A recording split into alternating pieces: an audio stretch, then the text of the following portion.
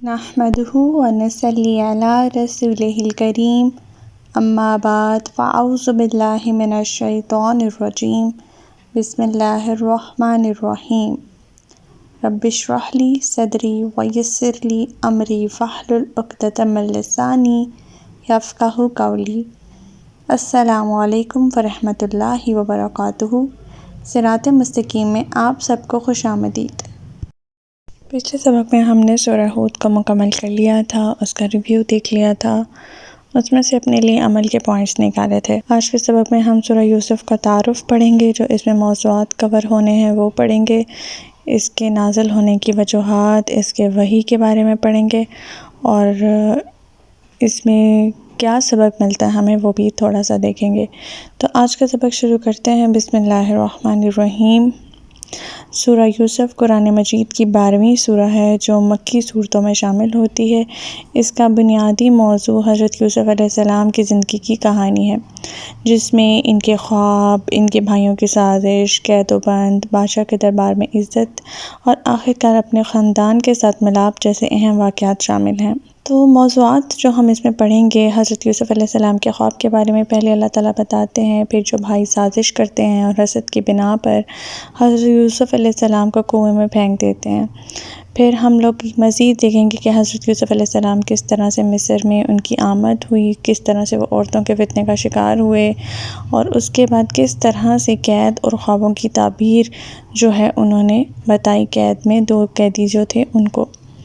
اس کے بعد بادشاہ کے دربار میں انہیں عزت ملنا، بھائیوں کی آمد اور اس کے بارے میں ان کی آزمائش، جب قحط پڑا تھا کس طرح حضرت یوسف علیہ السلام نے اپنی باریک بینی کے ساتھ اور اپنی ذہانت کے ساتھ جو ہے وہ مصر کو اس قحط سالی سے نکالا تھا۔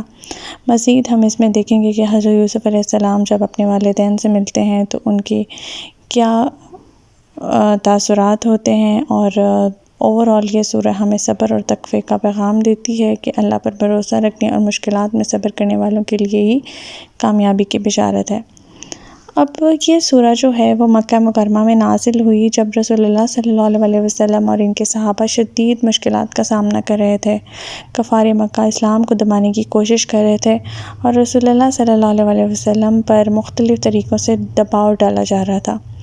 اس سورت کے نزول کا مقصد نبی کریم صلی اللہ علیہ وسلم اور مسلمانوں کو تسلی دینا تھا کہ مشکلات کے بعد آسانی آتی ہے، جیسے حضرت یوسف علیہ السلام کو آزمائشوں کے بعد اللہ تعالیٰ نے عزت و مرتبہ عطا فرمایا۔ اگر ہم دیکھیں تو 10ویں اور 11ویں نبوت کے سال میں مکہ مکرمہ میں یہ سورت نازل ہوئی تھی، اور عام الحزن جسے غم کا سال بھی کہتے ہیں اس کے آس پاس یہ وہ وقت تھا جب رسول اللہ صلی اللہ علیہ وسلم کو 2 صدمے پہنچے تھے۔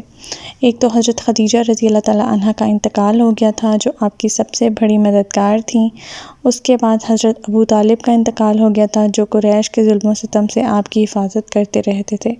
ان 2 المناک واقعات کے بعد نبی کریم صلی اللہ علیہ وسلم کو مکہ میں بہت سے مشکلات کا سامنا کرنا پڑا، اور اسی دوران سورہ یوسف نازل ہوئی تاکہ نبی پاک صلی اللہ علیہ وسلم کو تسلی دی جائے کہ جیسے حضرت یوسف علیہ السلام نے صبر کیا اور آخرکار کامیاب ہوئے، ویسے ہی آپ اور آپ کے پیروکار بھی کامیابی حاصل کریں گے۔ اوورآل یہ سورہ جو ہے وہ مسلمانوں کے لیے، ہمارے لیے صبر، استقامت اور اللہ تعالیٰ کی رحمت پر بھروسہ رکھنے کا ہمیں درس دیتی ہے، خاص طور پہ جب ہمارے اوپر مشکلات آئیں، آزمائشیں آئیں، اس ٹائم اللہ تعالیٰ پر بھروسہ کرتے ہوئے، ہمیں اللہ تعالیٰ پر توکل کرتے ہوئے جو ہے اپنے معاملات صبر و تحمل سے مینیج کرنے ہیں۔